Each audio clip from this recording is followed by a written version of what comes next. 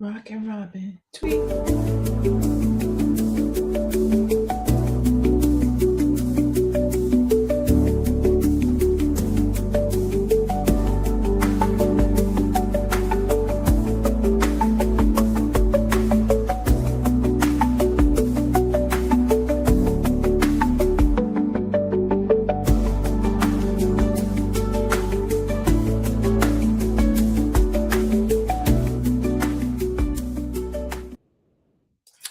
Hello, and welcome to Fly Nubian Money, where we help you to master your mindset and maximize your money.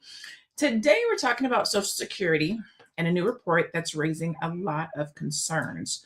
According to a new CBO report, Social Security could run into major financial trouble sooner than expected. And for millions of people, Social Security is their entire retirement plan. So today we're breaking down what this really means, what could happen next, and why, depending on the government to take care of you later is risky. Most importantly, we're going to talk about what people can do right now to protect themselves financially. So let's get into this conversation. I am your hostess with the mostest, Dr. Lene Javette, brilliant bank strategist and business coach. I'm joined by our beautiful queens, Aisha Verzi, financial services expert, Shalay Camillo, CEO of Vital Source Realty, and Renee Williams, clinical research strategist. Hello, queens. How y'all doing today? How y'all doing this morning? Morning. Great. Everybody on the West Coast? What'd you say? Is everybody on the West? I know it's morning for me. Oh, afternoon. Morning for Aisha. Is it morning for you, Shalay? Afternoon. Good afternoon, boo. Hey. Good morning in the chat. When you hear Social Security could run out, what's your first reaction, Shalay? We need to have a plan B, C, and D. We need to have a plan B? Okay. What about you, Aisha? Good question. Well, my first thought was, what happened and what we need to do next? What's our next plan? What's the next plan? Okay, so if it runs out, what's the plan? Renee, when you hear Social Security could run out, what's your first reaction? What's new?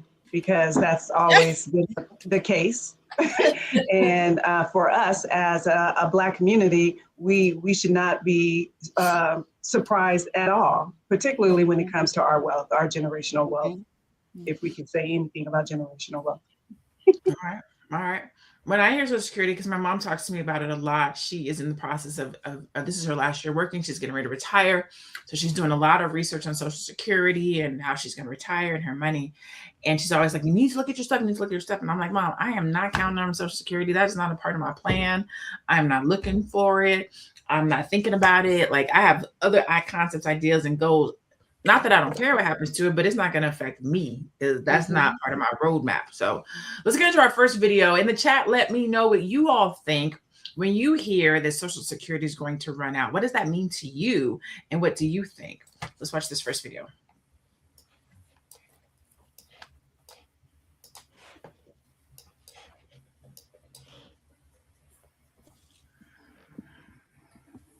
I think so. Okay. Well, Security is set to run out in about a decade.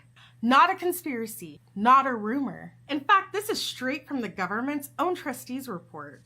And yet, every Congress, every president, and both parties have pretty much ignored it. You should know this. Social Security started back in the 1930s as a promise. You work, you put in, and when you retire, you'll be taken care of. And how it works is that current workers' paychecks fund as you go, meaning there's no magic vault with your name on it. It's the current workers funding the current retirees. Yeah, so that sounds like a great system. What's wrong with it?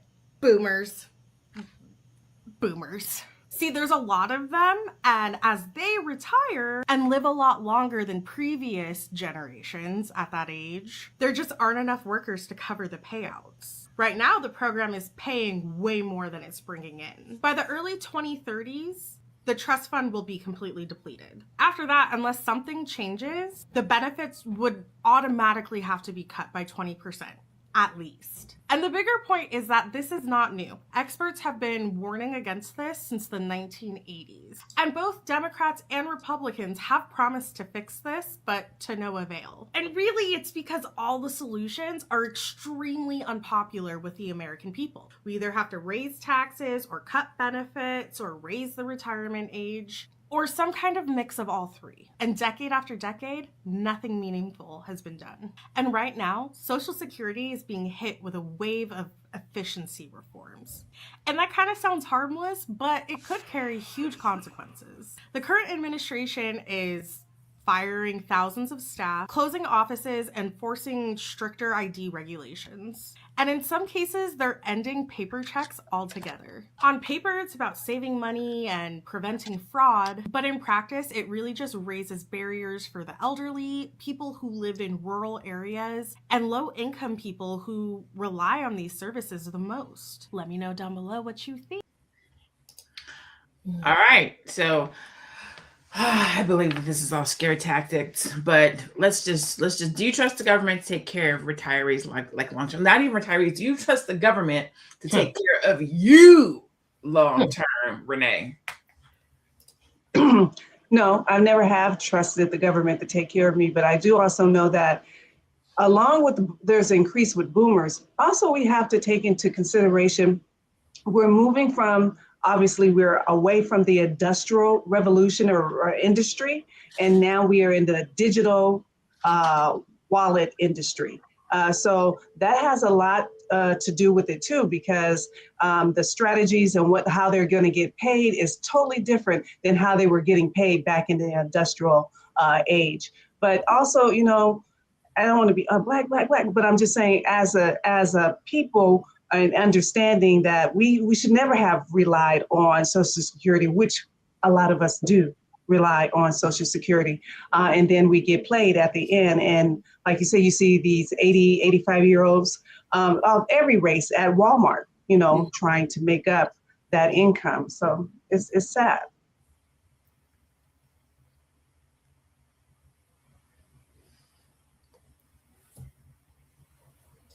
Can you guys hear me now? Mm-hmm. Sorry. I was turning my thing, and I didn't want you to hear the screech. So, Aisha, why do you think so many people rely on Social Security as their main plan? You know, it's interesting that a lot of people rely on Social Security as their main plan. And that was because, again, like Renee was saying, the Industrial Revolution, we had the 40-40, right? You work 40 years and you get taken care of.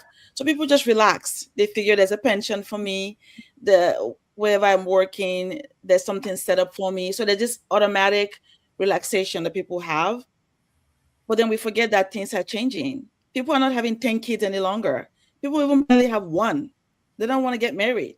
So things are completely changing. So if you use the same thought process of that time and just relaxing and depending on what you thought will happen, that's scary. I think even for anyone listening, all of us, somebody promised you something great, but I'm still going to have my own going on. I'm not about to just relax and think you're going to provide it for me, because it's easy for somebody else to tell you, no, I don't have it. What are you going to do? There's nothing you can do, because they'll tell you, oh, I don't have it. Well, you promised me. Well, people break their promises all the time. And it's so sad. Unfortunately, it's so sad. People do that. And so relying on the government, to me, is not a wise idea. Not in today's world. Maybe those days, but not today's world. It's like a false promise, right? Yep. You do all this work, you work your whole life. And well, I think it's twofold, right? You have the what do they call it? The gold watch and the parachute, right? With retiring from your job. Your golden handcuffs. Pension. Yep. First it was pension. Now they call it your 401k. And then you think you're going to have that check and your Social Security, and you're going to be able to ride off into the sunset and do great things. And while that may have worked, maybe it might have worked years ago, the cost of living is way too crazy to be living off of Social Security today. So even if you were able to get a check, you ain't making a lot of money. Shalay, do you think Social Security today is enough to live off of economically? Oh, hell no. No. Not even in the slightest. And the sad part about it, because I have some family members and some clients who are in that situation where they're retiring or they're working part-time and getting partial Social Security, and you can't like in some cases you can't even qualify for food stamps, so you can't get no extra help, and you're only getting $1,500 a month, $1,700 a month. How is anyone supposed to live off of that, right? And it's easier for us to say in this day today that, oh no, you shouldn't have relied on it, right? Because we all are of that mind. I have never even thought about Social Security. Like, I get the little statements, oh, this is what you'll get based on how many hours how many years you've worked and put into the system, and I just throw it in the trash because I'm not even thinking about it. But that there was no reason for them not to trust it. It was so systemic. There was no reason for them at that time not to trust that that was going to happen. So I'm sure that they did metrics back in the day, or maybe they didn't. And they probably knew that this wasn't going to last very long. But again, the people who we have in charge of our government, they're greedy, and they always have been greedy. So they were setting it up for them and their kids, and then kick the can down the road for everybody else. Yeah, I think that, and I know I just probably going to get into this when we start talking about like true retirement. There are things that you can do to start preparing yourself for it. As an entrepreneur, I mean, God, this conversation is so good, because the way the Social Security works, we are seeing how it has failed, like our grandparents, our parents and our grandparents, right? We're seeing how they're barely making it. They're barely able to pay their bills off of what their income was when they made money, right? Income and payroll and jobs pay a lot more today. The cost of living is more today. People are making more money today. So you would assume that their Social Security would be more for them to live off of. But even that is not necessarily true. Let's watch our next video, and then we're going to keep this conversation going.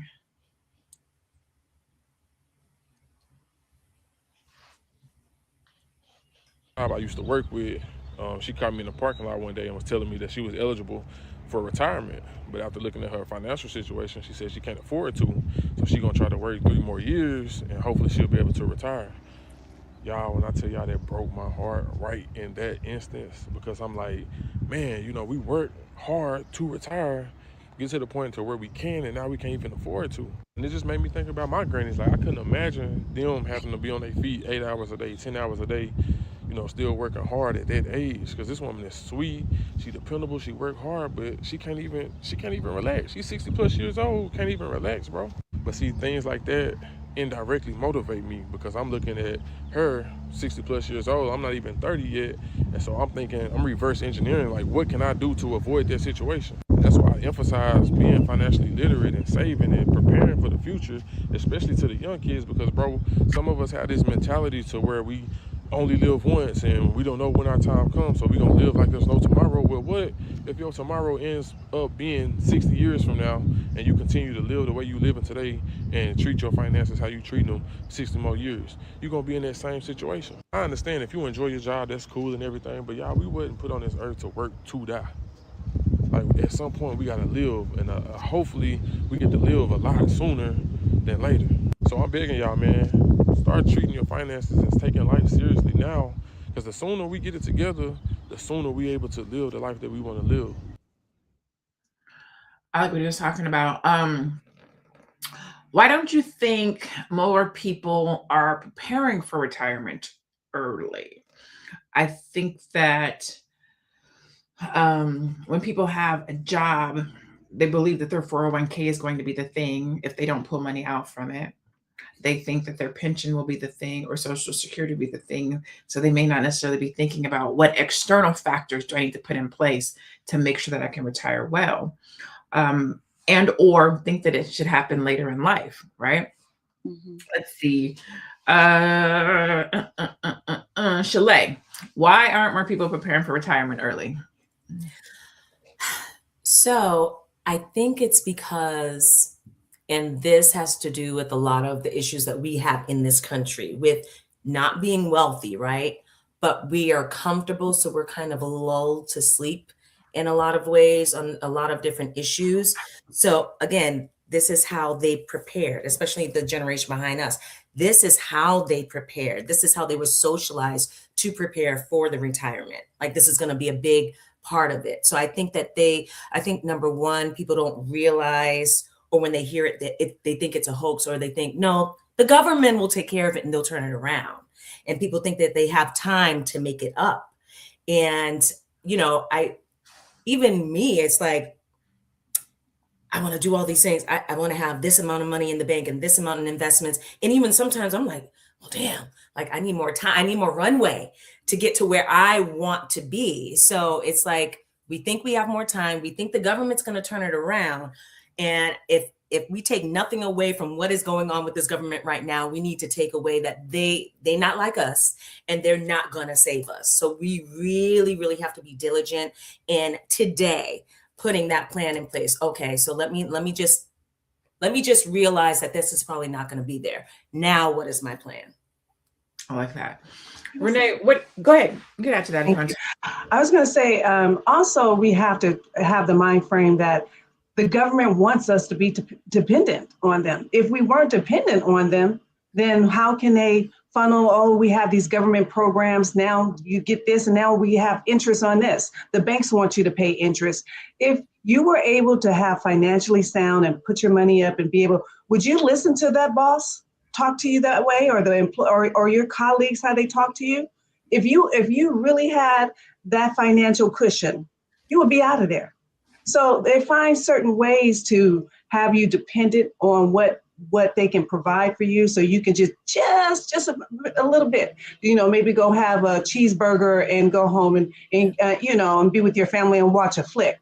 But what I'm saying is that is structured, is strategized like that, and it's not a what do they call that?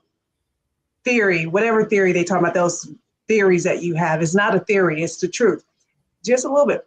For social workers, and I love social workers, I love teachers, okay. But if social workers really did the job where they got the people who really need them, they got them off of the assistance, they got them into their homes, they're renting, and now they can will they have a job? Would if they got everybody financially well, would they have a job? That's just how the government is. We have to understand that, and we have to then do for ourselves. We have to get ourselves independent, stack it up, and do what we need to do. You said something financial. You said something, and it made me think it's financial independence. They keep us financially dependent on them, because if we had financial independence, we would be free thinkers. We'd be able to make our own choices and decisions. We wouldn't go be at the whims and flows of these quote unquote two parties. The Republicans said this, the Democrats said that. We're going to do this for you in your job. We're not going to do that for you. When you have money, you're not really listening to those things because you have more control over your life. When you don't have money, it can often feel like you don't have control of your life. And if you don't have money, how can you save, right? If you're hand to mouth or paycheck to paycheck. Aisha, what do you think retirement looks like for people who don't have savings? Like, they don't have the money to save, and all that they have might be 401k and or Social Security. What does retirement look like for those individuals? Or what could it potentially look like? Let me say it that way. Yeah.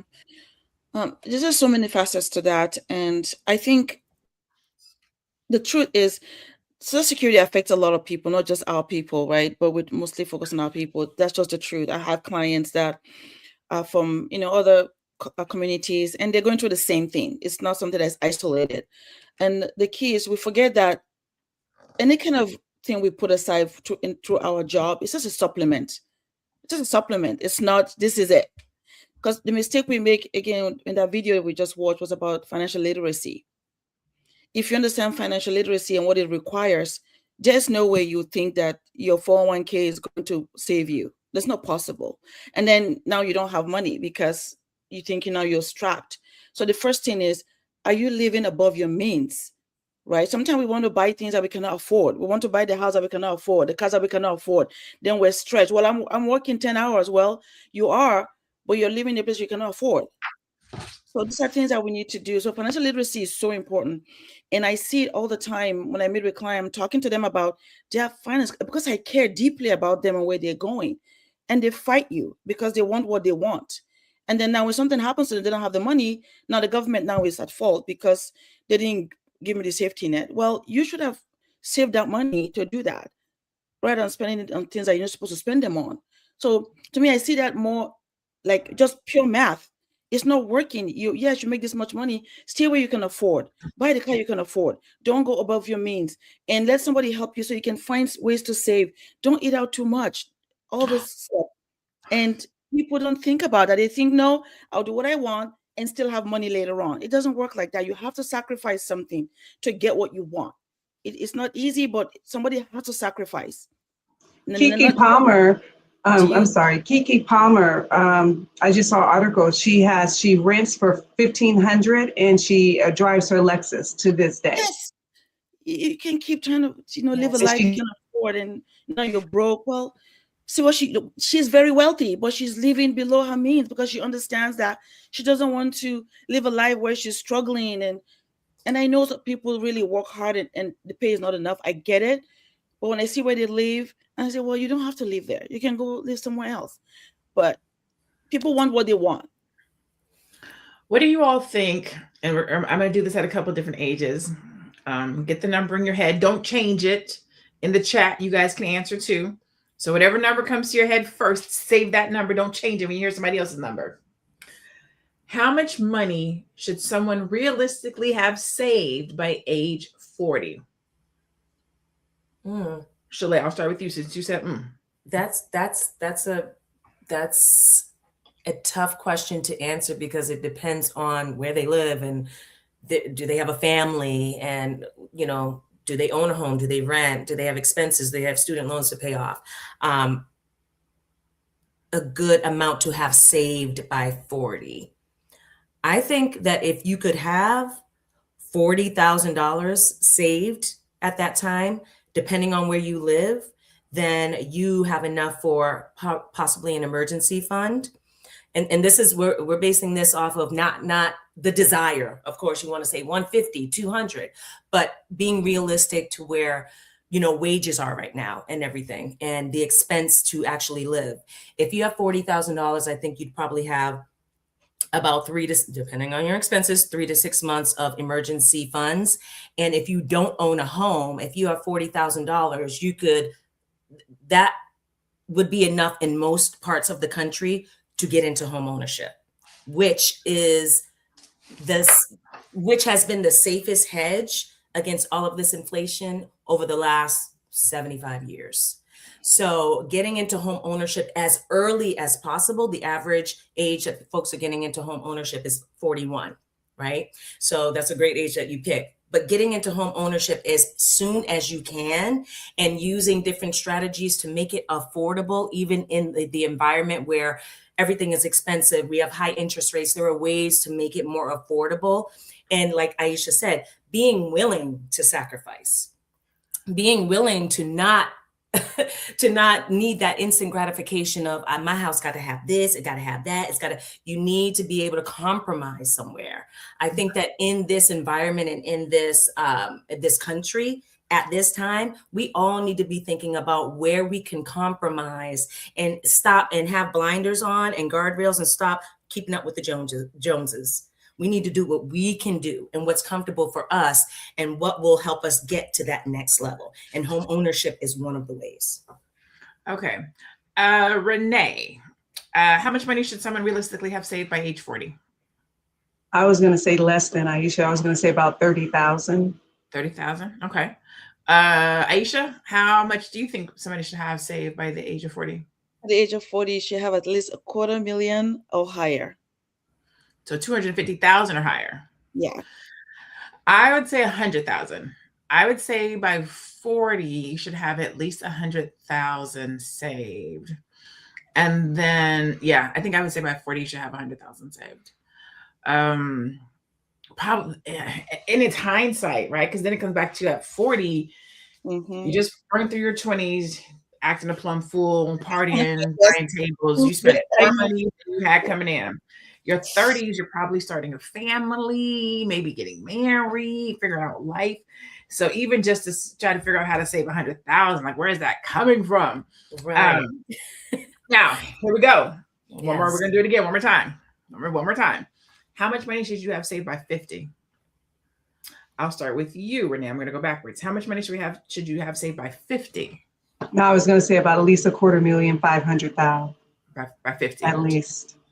Damn, 49. Okay. Fine. One cusp. Okay. Chalet, by 50. By 50. Again, variables, there are variables, but by 50, I feel like in your 40s, a lot of times in our 40s, we're really building, right? We're really starting to get that momentum. We're really starting to really start building to where we have access to savings, to where we're really thinking about life insurance, and you can tap into that. So I think that by 50, realistically, based on the economy, and if you have like a job that pays just decent money, I think that if you could have $100,000 at 50 saved, then you can do some things. Okay, so you said 250?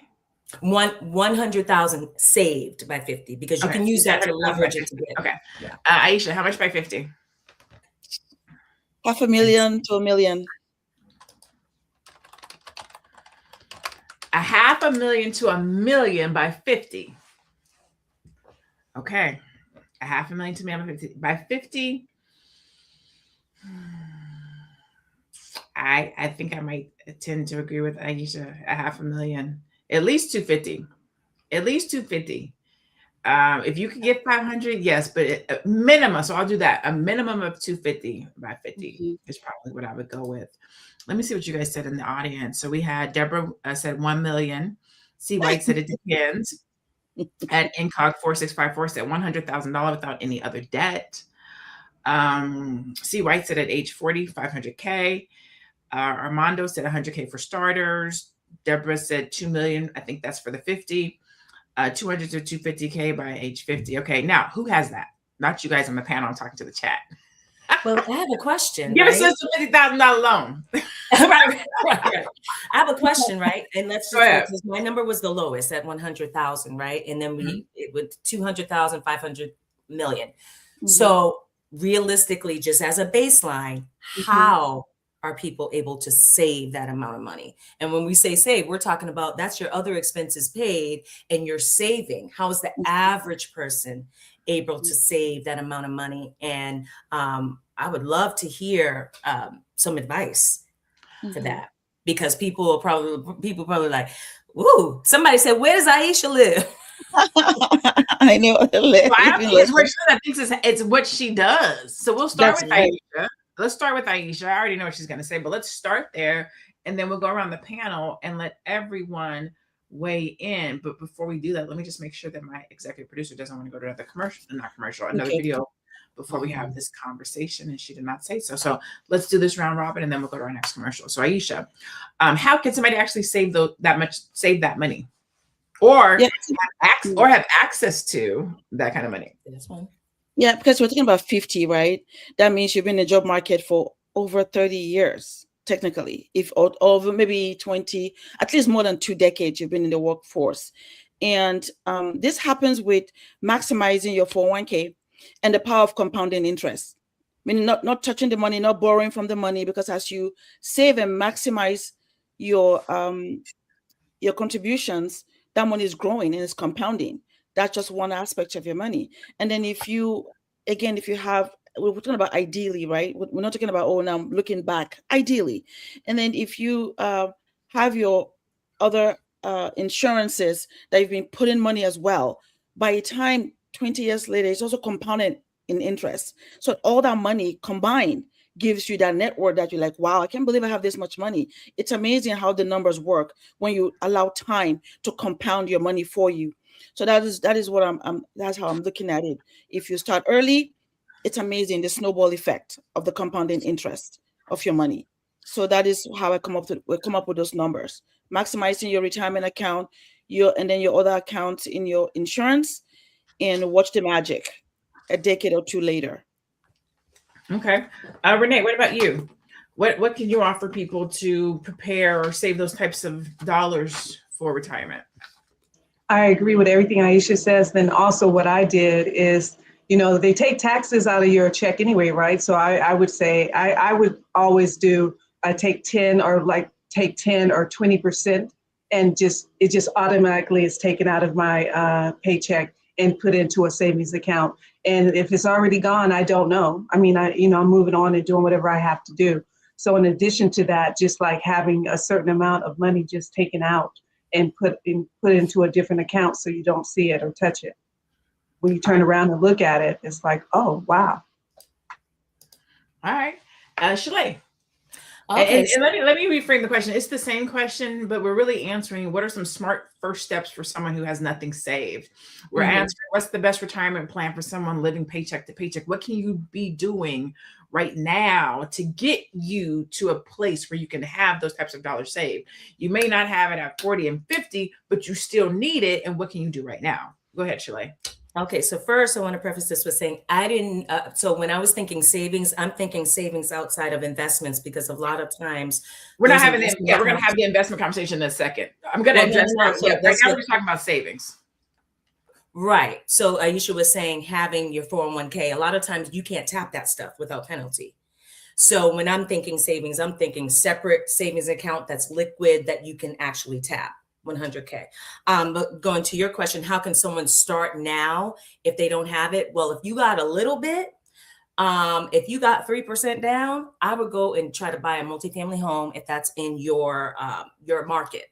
If you can get a 2-family, if you can get a 3-family, get a multifamily home, because for most of us, the largest expense that we have is your housing costs. And if you can cut some, half, a third of that, 3/4 of that, that's extra money that you can put away and save. That's extra money that you can put away and invest. So I would go into trying to get into home ownership, trying to buy a house and trying to buy as many units first as you can. You can buy 1 to 4 units with a conventional FHA loan. So that's where I would start, because you want to get your footing in there, because that is going to, we talk about compound interest, which Aisha's an expert in, and real estate does something similar in the form of appreciation.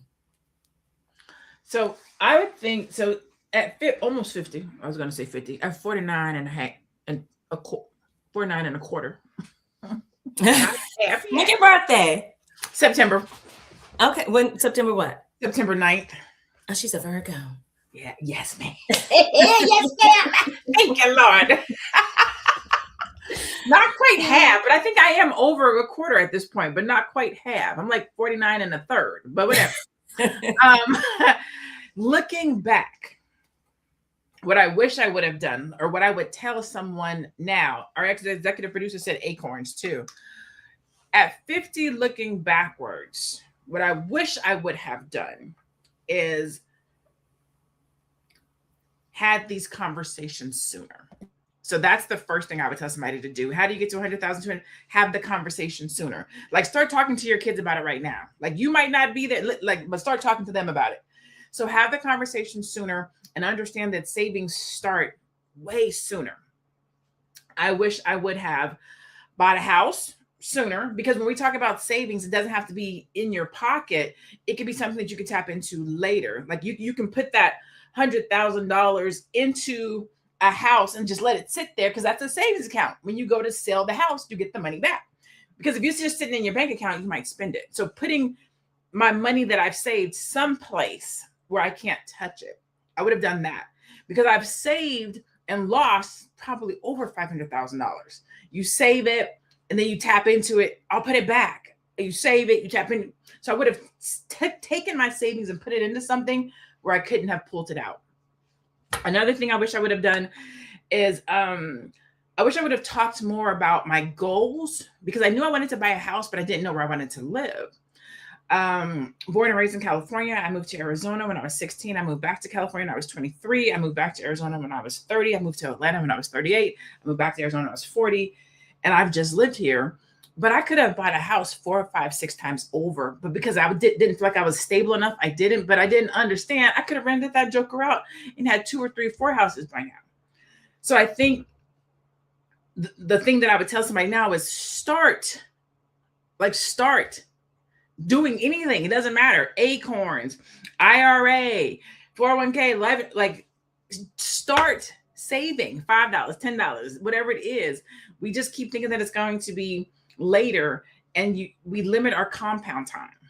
And then we end up like, what are we going to do? So we are going to have the investing conversation after we have our next video. And then we're going to talk about what does the investing look like, and what does that look like for us today, so that we can get to a place where we can retire. Giving out financial tips for the people, part 7, let's go. If you are not tired of seeing news like this completely scare our community to death, we have a huge problem. Social Security, if you've been around long enough, has been under threat for like 20, 30 years. It seems like every 3 to 6 months, there is some threat to Social Security getting ready to come to an end. They're gonna run out of money. We don't know if Social Security will exist for us.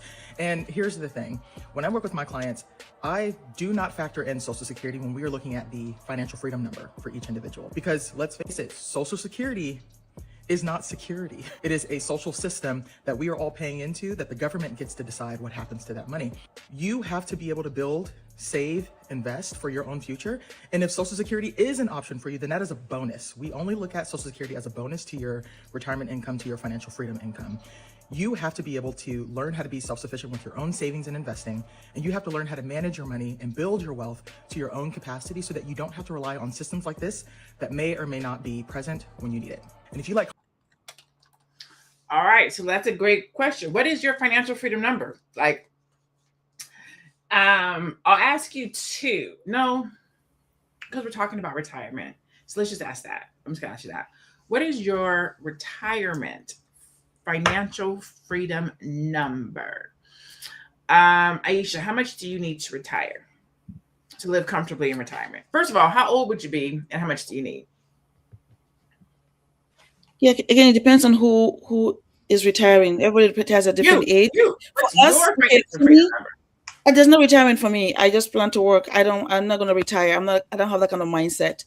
But for us to live every month comfortably, I always live below my means. I'm not the flashy person. 10 grand is fine for us. We never had a problem with that. And that's we don't waste our time to be like people that we're not. That's the problem. So 10 grand is fine. So that can be done anytime, over and over again. So you plan on working at 80? Yeah. Oh, Jesus. Okay. I do. Shalay, because I want to, not because I have to. Because I want to. Yeah, I don't want to. That's I'm going to travel in the world by 80. I want to be working with people as long as possible until I expire. I want the Dr. Fraser plan, where you can travel and speak and teach. That's it. That's it. That's work. That is not. Yeah, that's still your work. Dr. Fraser says it's not work. I think he's over 80, but at that point, he's like, it's not work. At that point, it's just education. Like, he doesn't consider it work anymore. Shalay, what's your number and how old? So I kind of have the same perspective as Aisha. I want to stop when I'm ready to stop. Like, I don't have like a number. I love what I do. I'm a people person. I want to be helping people in whatever way. And if that's coaching them or speaking or, helping people figure out how to get more properties in their portfolio. So I don't have a number. Yeah. I would like to not have to work at 55. I would like to not have to work at 55. As far as a number in dollars, I would love to have about like 5 million in assets in property and some stocks. And how much would I need to live on per month? I think it depends on what my girls are doing at the time, because they're going to be like in college at that point. So I'm going to need money for that. I'm going to help them start a business. Y'all, this is a whole workshop. We need a workshop. I'm going to help them start a business. So probably maybe like 15,000 a month. I can travel. I can, pay all the bills. Yeah, I think about 15,000 a month. All right. Renee? For me, maybe about 20,000 a month. And I want total freedom. I would like to travel and speak and whatnot, but for a number to retire, I say at 60, I should have at least maybe about 8 million in assets, and everything is all good by 60. All right. All right. My financial freedom number, I'm retiring at 60. I have 10 more years doing what I'm doing. At 60, I am retiring. For the next 10 years, I plan to travel the world, teaching, preaching, coaching, talking at whim, backpack lifestyle until I'm about 70. And then when I'm 70, I plan on just kicking it with my boo until the day I die. Now, that being said, my boo wants a jet. That's 20 million. So we're looking at least we need a good 50 million in order to be able to live comfortably for the rest of our lives. And that's low. That's probably really low. But I can make it do on that if I had to. So that's my number, 50 million. And if I could get that in the next 2 years, that'd be great.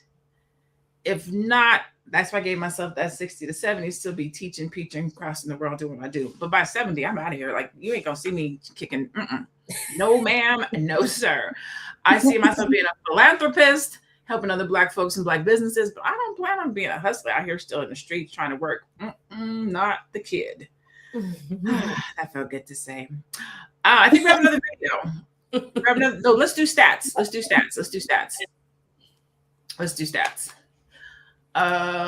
gonna read them because I don't know if my executive producer has them up yet. There we go. Inflation continues to rise, and that means the dollar buys less every year. Even a fixed income becomes unstable when prices keep increasing. Healthcare costs are one of the biggest retirement threats. Yep, medical expenses in retirement can easily reach hundreds of thousands of dollars over a lifetime. That is the truth. Many Americans have little retirement savings. Surveys show a large percentage of adults have less than $10,000 saved for retirement.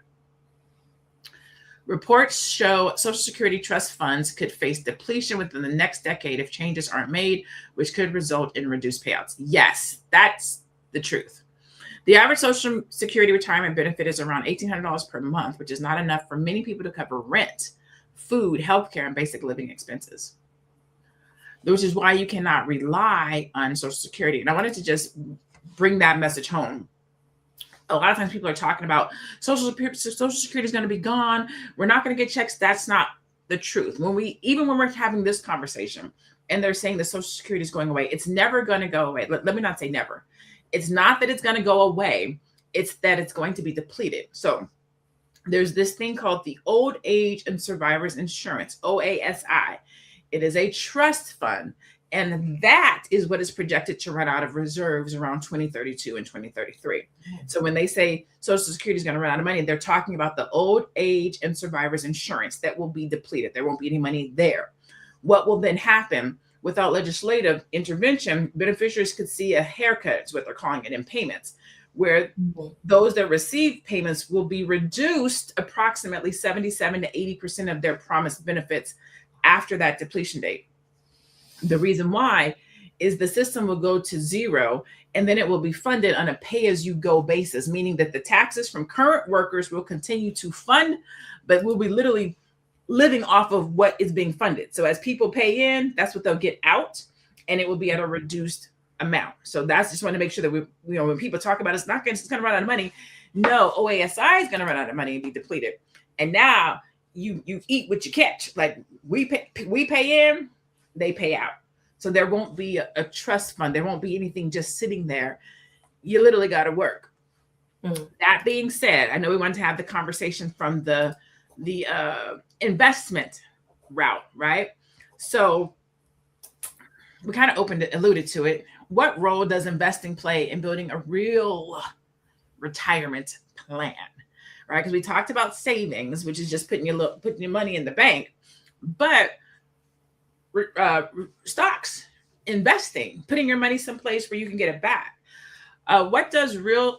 What role does investing play in building a real retirement plan? I'll start with you, Shalay, because you kind of were getting ready to go there and then you pulled it back. So we'll start with you. Yeah, so this is a great question. And the thing is that people need to remember with investing is that there is risk, and we just have to be okay with the risk. I find that for a lot of people, and Aisha, you probably find this too, that people don't, or investing in stocks. And I know I could talk about real estate all day. When it comes to stocks, I'm like, oh, no. I told Boyce, I'm like, look, I need you to just grab my hand, and because I need to do more in that area. But it plays a huge role because we have to have our eggs in a couple different baskets to make this picture work.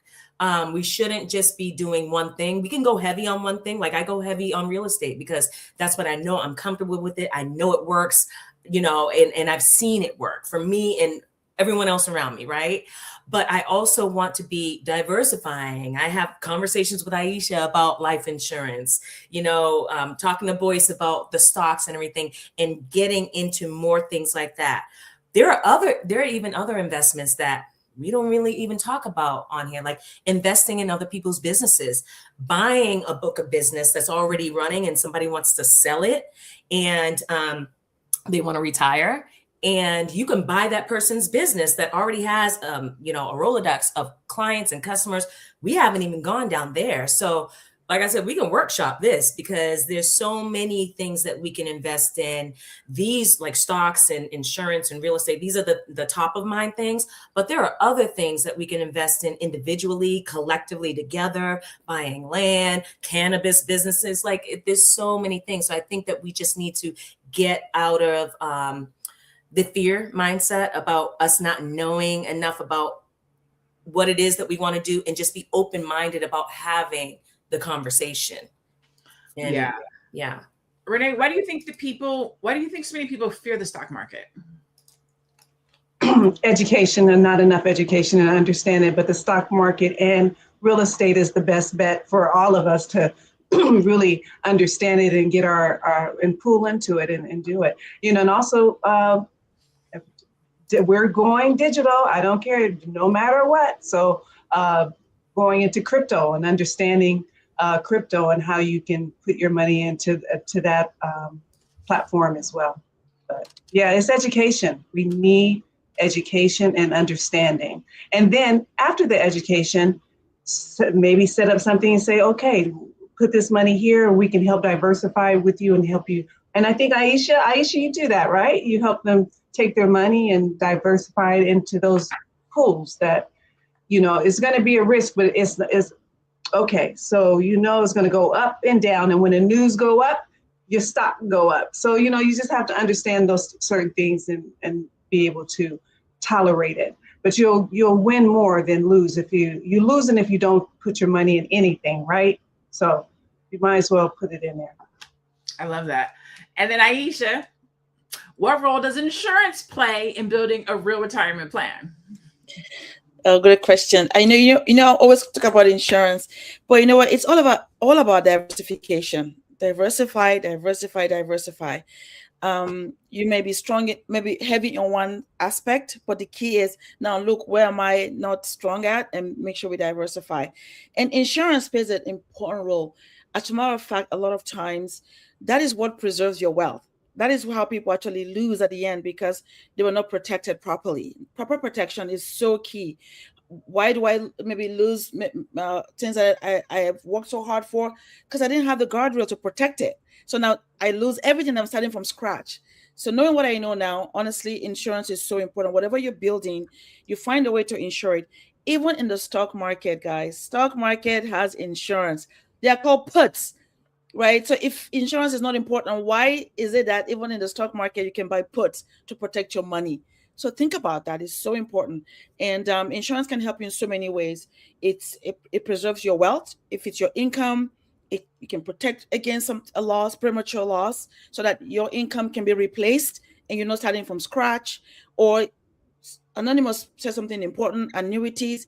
Annuities is insurance for your money. You put your money aside. It's not in the market. It's growing modestly, but it's there for you. And it's there for you. So stuff like that you can do. If it's your home, protect it. If something happens, you can replace it, right? All these things matter because to protect your wealth that you're building or to have the money you need when the time comes, it's again to have that protection piece. But I also believe in diversification. Real estate, so important. Insurance, so important. Stock market, and then being an entrepreneur, which I know Dr. Lene is an expert in that, helping you grow in the space that God has blessed you to have wisdom or talent, so you can build it and use that to make more money and put it aside and then protect it. So insurance all the way. Everything you're doing, protect it. I love it. I love it. All right, let's go do another video and then we'll start doing our we'll start closing a little bit. Let's go to the next video.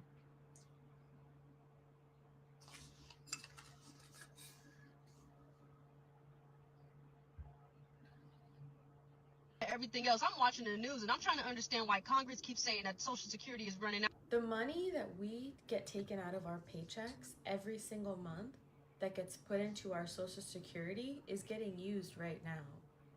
I'll show you. This is from the Social Security website, Understanding Your Benefits. The current Social Security system works like this. When you work, you pay taxes into Social Security. They then use that tax money to pay benefits of people who are already retired, have disabilities, survivors or workers who have died, or dependents of beneficiaries. The money you pay in taxes isn't held in a personal account for you to use when you get your benefits. We use your taxes to pay people who are getting benefits right now. Any of the unused money, which there isn't much of any, goes into a Social Security trust, not a personal account with your name on it. You may think the issue is the fact that boomers are retiring. That is not necessarily the case. A big part of the American working population is earning less than the Social Security trustees anticipated decades ago. So they anticipated that there would be a certain amount of money for when the boomers retired. And because of the income inequality and because such a large chunk of the nation's total income is held at the top and the income subject to payroll tax is capped at $160,000. As the rich have become richer, more and more of the total income earned by Americans has become concentrated only at the top. Therefore, more and more of this income earned is escaping the Social Security. So basically, we work to pay for today, and somebody else will work to pay for us tomorrow. Is what is how the system goes. Like, we're working to pay for all the people behind us, and by the time we get there, our children's children will be paying for us, depending on when you retire and or if you are relying on Social Security. And another thing that she said that I knew nothing about, didn't even correlate, is that the taxes, I guess, capped at, if you make 160, it's capped. So everyone who makes over that, it's not like they pay more tax. So the millionaires and billionaires, they're paying the same amount into it as someone who makes 160,000. And so that's how that money is escaping the system. They're siphoning all the money up, but they're not paying more taxes. That's crazy. That's wild. Well, the person doesn't pay that much money. So I can pay less. Go ahead. Wow. Can we say something? Yes, I was going to say, based on the video she was talking about, it's true that the way the money is set up and the way they use it is correct. We have to have more babies to pay for our retirement. If we are going to rely on Social Security, that's how it's supposed to work, but it's not working that way. Things are completely changing. The landscape is so different today that we have to pivot, think of something else to do, because even if we think about those on the top, about Social Security, they're not even relying on Social Security themselves. They have their money, so it doesn't really matter. They're not relying on Social Security. So why am I going to worry about how much they contribute? They're not going to take your money. So it doesn't matter. We just have to make sure we pivot and not rely on what is happening, and have more babies. Like Anonymous say, you got to have more babies to replace you. Otherwise, there won't be money left to take care of all ones. Right. Okay, before we get to our final comments, we're doing a Black History Month fact. The one that I was given was the fact that Jesse Jackson has passed away today.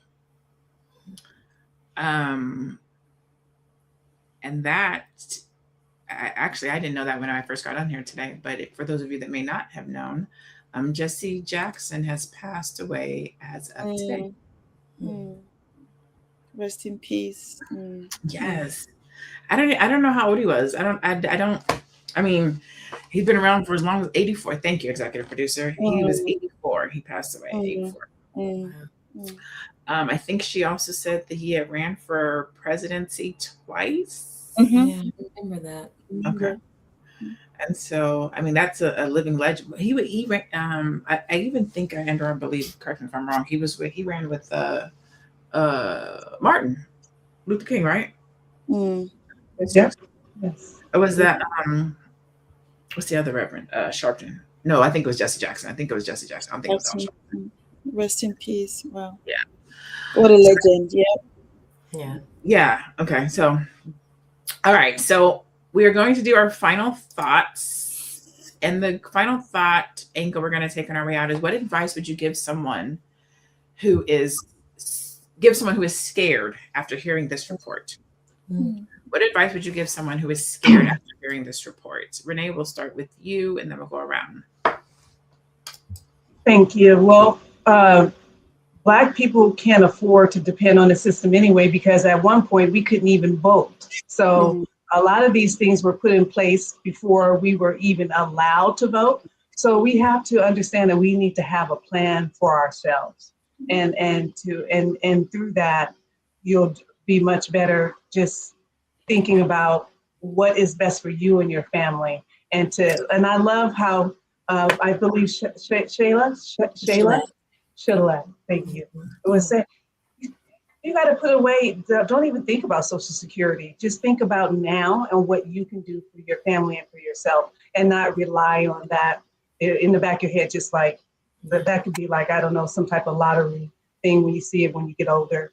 But I'm Renee Williams, and I'm with Tri-Cycle Sync. And if you knew that 70% of us feel unheard, we're dying at 3 times the rate as white women are in maternal equity. And so we have an app that allows you to track your cycle, menopause, and also maternal health equity to make sure that what it does is it creates reports off of the symptoms and tracking how you feel, and put it together so you can go into the doctor's office and have a much more powerful conversation about you, because they are not thinking about you. So you have to think about yourself. So you can go to tricyclesync.com, check out the site. And if it is not for you, and I understand that, please let the community know it's out there so we can stop having our women die so quickly and their babies. Thank you. Yeah, thank you so much. Thank you so much for that information. Aisha, what about you? What advice would you give someone who is scared after hearing this report? Yeah, don't be afraid. Fear is of the enemy, honestly. Don't be afraid. Just seek counsel, find somebody that can help you, guide you wherever you're at, because there's always a starting point. They say the best day to plant a tree is 20 years ago. The next best day is today. So no need to be scared. Rather, just take action, small baby steps. Speak with someone that can help you see where you are and give you a map, and then stick with that map. Try to stick to that map. And start saving small. It compounds. Start saving, and whatever you're doing, diversify, and live below your means if you can, but don't be afraid. Don't get caught up in the fear mongering of Social Security. Just take action. I love Where that. can you find me? Sorry, where can you find me?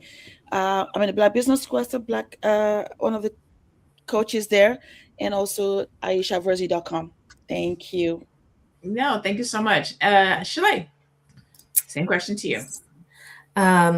Yeah, so it's easy for us to feel scared, especially for those of us who depended on it. I believe that it's better for us to know the worst case scenario and just plan on the worst case scenario. And then you'll be prepared, right? So someone, I think it was Anonymous, who mentioned annuities.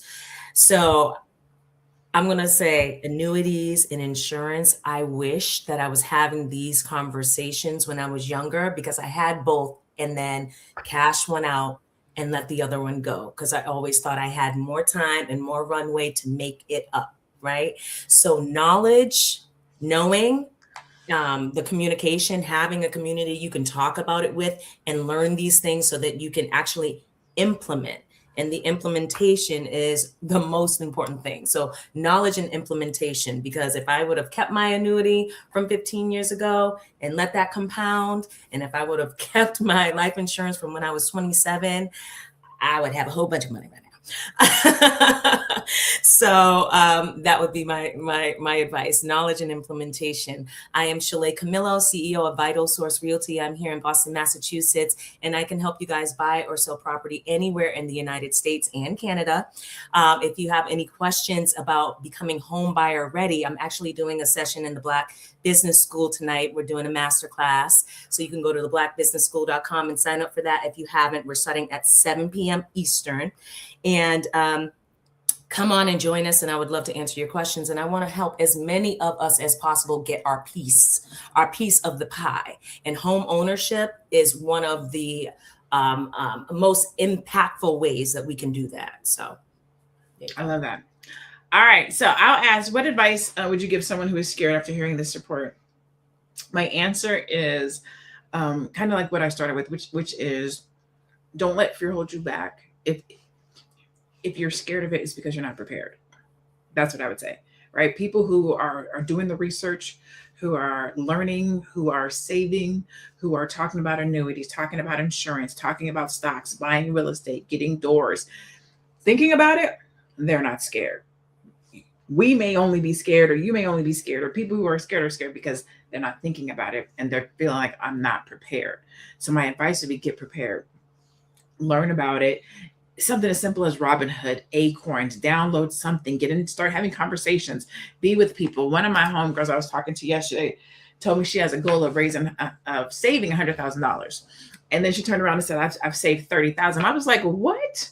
You have saved 30. I feel like a peasant. Like, okay, hold on, let me get my life together. You out here saving $30,000.